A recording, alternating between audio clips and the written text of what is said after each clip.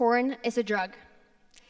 These words belong to Alex, a porn-consuming young man, which I interviewed for my co-author book on how porn affects our health. He was 6 years old when he first stumbled upon porn. And the images were so strong, he told me, he even had trouble sleeping afterwards. Today, he is 19 and still haven't been able to quit porn.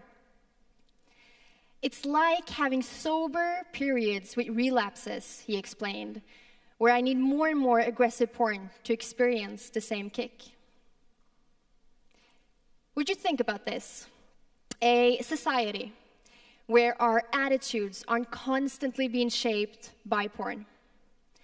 A society where porn doesn't get to set the standard for our sexuality, our relationships, our attitudes, before we even have a chance to explore these amazing things for ourselves. My favorite sitcom of all times is Friends. If you do not know that one, and I definitely think you should, it's the very popular American TV show about 6 friends living in New York City. In one of the episodes, the 2 characters, Joey and Chandler, had, by mistake, may I add, gotten free cable TV access to porn. Oh, happy day, right? I mean, they were so happy, they did everything in their power to keep that TV on.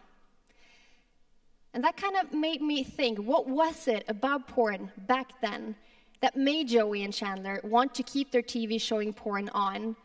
And what is it about today's mainstream porn that is just so important we talk about? To many nowadays, porn is the #1 teacher on sex education. And if that's the case, it's only fair that we ask ourselves, what curriculum does this teacher use? In 2012, Natalie Purcell, who's a PhD in sociology from the University of California, did a content analysis where she looked at over 100 of the roughly 250 most popular and best-selling porn movies. She found aggressive, abusive, and coercive acts in almost every single movie. The analysis also showed how porn, ever since the 70s, has become increasingly more aggressive and humiliating.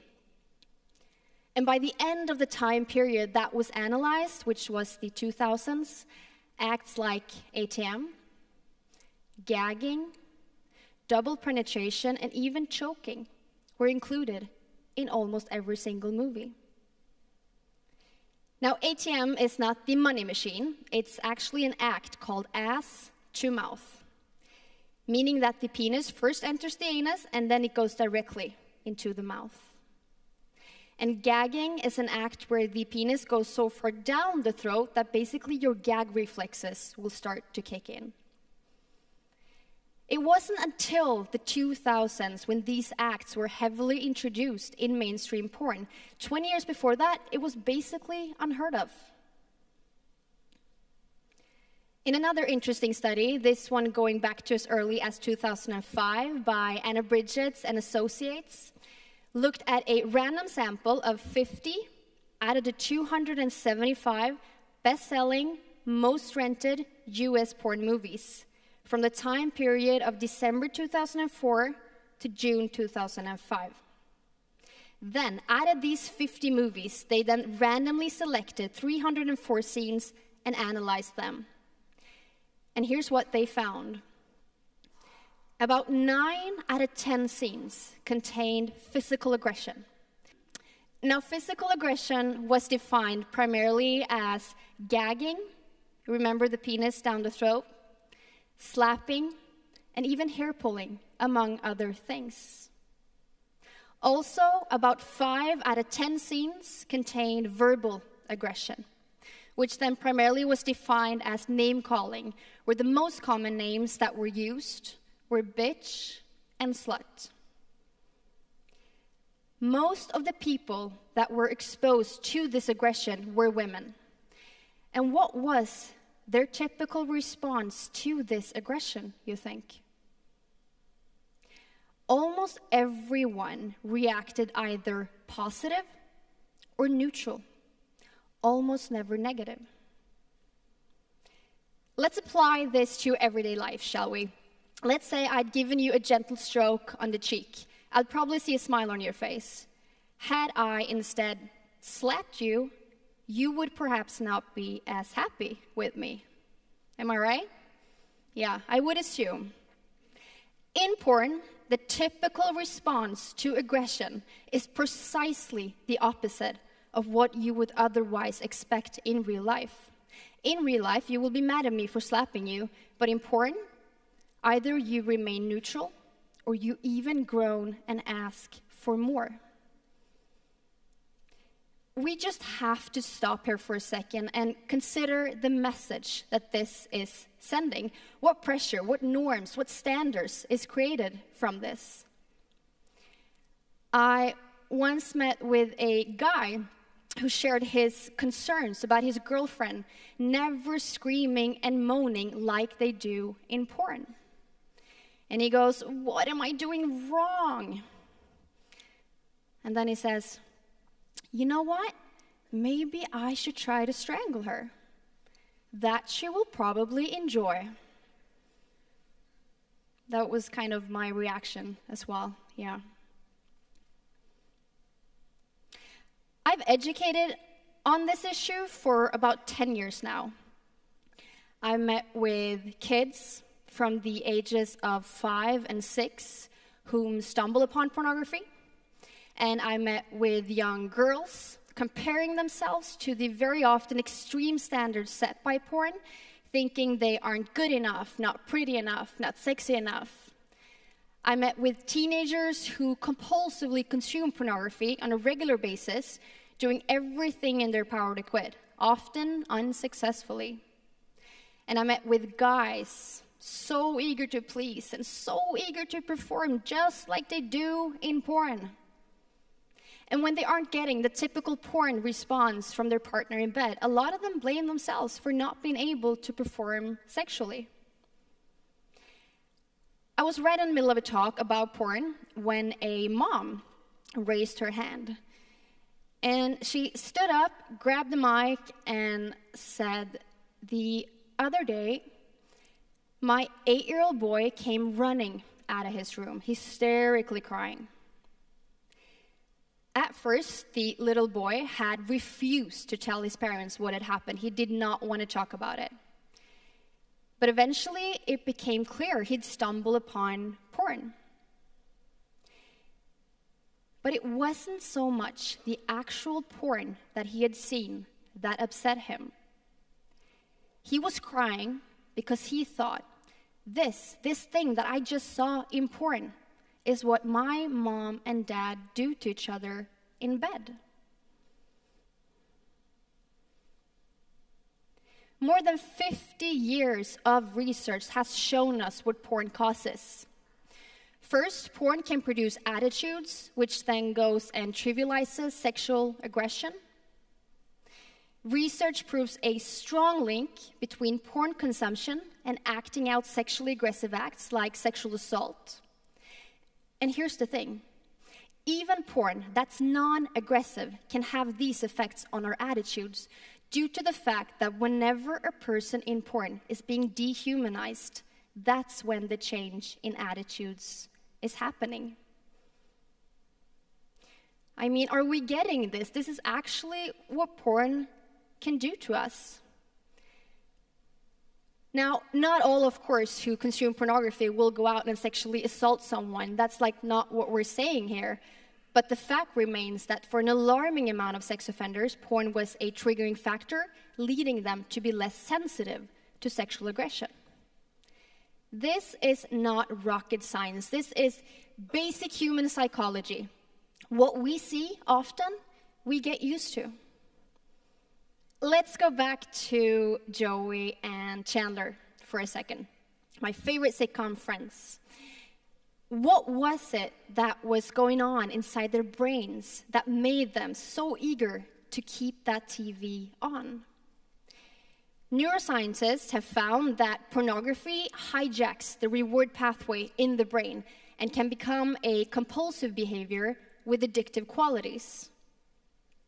In 2014, Dr. Valerie Voon, and I think this must be stated for the record, she's a global authority on addiction and also the leading researcher in the neuroscience department at the University of Cambridge.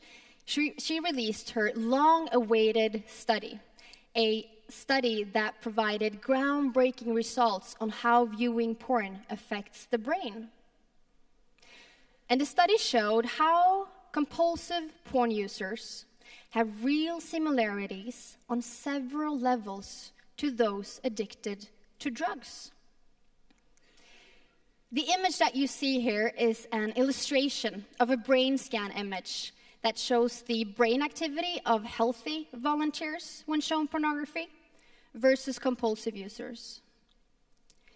And as you can see, when the compulsive users were shown porn, their response was much higher, indicating that they were both more triggered by the porn shown to them and that they also experienced a stronger urge for porn.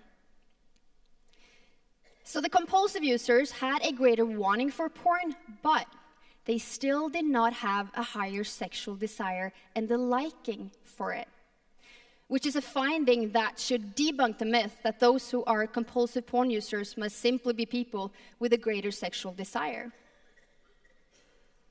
Also, having a wanting for something but not a liking for it is a finding that really fits like a glove with the current definition of addiction. The facts are starting to pile up.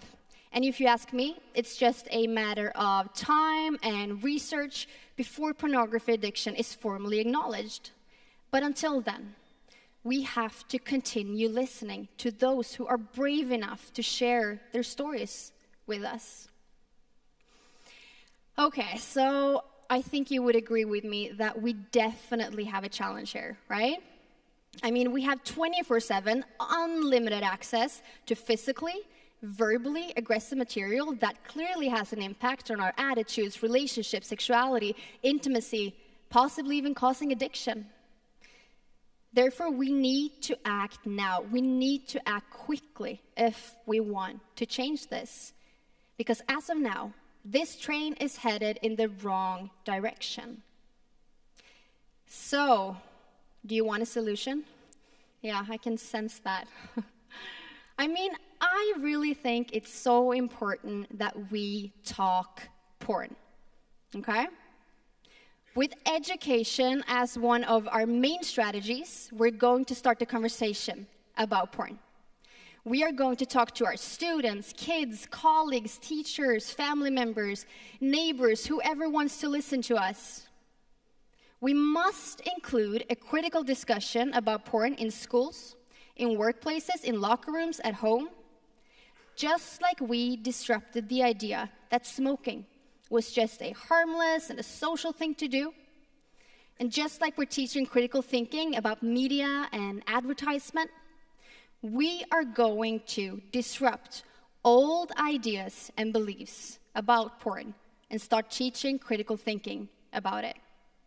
With education and conversation that creates awareness, we are going to equip the next generation with a mindset that won't make them easy targets.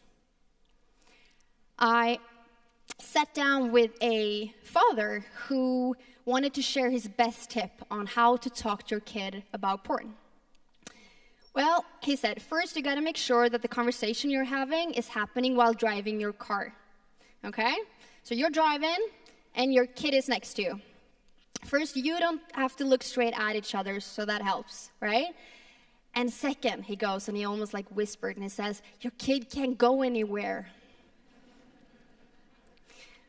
Whatever works, right? Obviously, just having a conversation about porn, even if it's, the really awesome car conversation, isn't going to solve everything. This is not a small problem, therefore no, quick fix solutions exist. But I believe that by teaching a critical thinking, a critical mindset to this, we're off to a pretty good start. And now if you're kind of wondering, is this educational strategy, is it really working? I want to show you a message that we received on Instagram just a couple of weeks ago to Changing Attitudes. And Changing Attitudes is a youth organization where I'm CEO, and we basically educate on this issue. Now let me read this to you because it is pretty awesome. I would just like to thank you for being a contributing factor to me having completely quit porn. I've been porn-free for 2 months now, and I'm feeling much better than before. Also, I feel I'm no longer contributing to an offensive and obnoxious industry. How awesome is this, right? To me, this is what it's all about, yeah.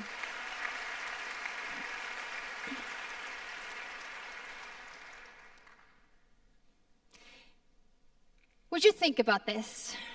A society based on equality, based on consent, based on sexual health, where we get to explore, and where we get to be curious, and where we get to decide what we want, what we think is sexy, what turns us on. But to get there, we need to start the conversation about porn now. We need to anchor ourselves in research, stats, science, real-life stories. For too long, the health consequences generated by porn has been more or less completely ignored. But it's time we change that, which is why I'm leaving you with this. How are you going to talk about porn? Thank you very much.